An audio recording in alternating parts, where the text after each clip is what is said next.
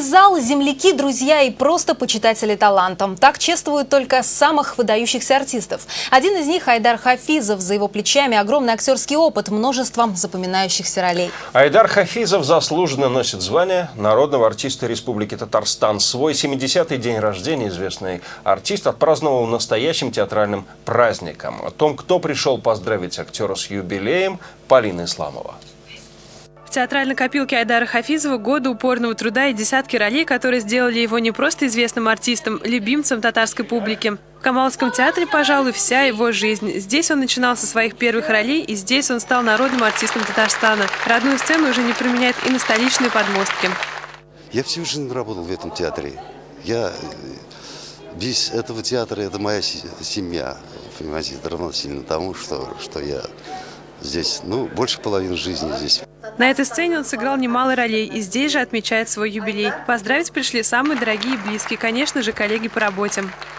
Это все-таки творческий вечер, праздник театра. Участвуют все артисты театра. Понимаете, специальный сценарий подготовлен.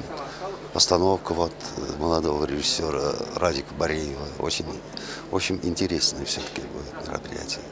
Луара Шакирзян знакома с Айдаром Хафизовым уже много лет. Они вместе учились в театральном училище, играли в дипломном спектакле. Как известно, талантливый человек талантлив во всем. И это, как считает Луара Шакирзян, в полной мере про Айдара Хафизова. Творчество его очень многогранное.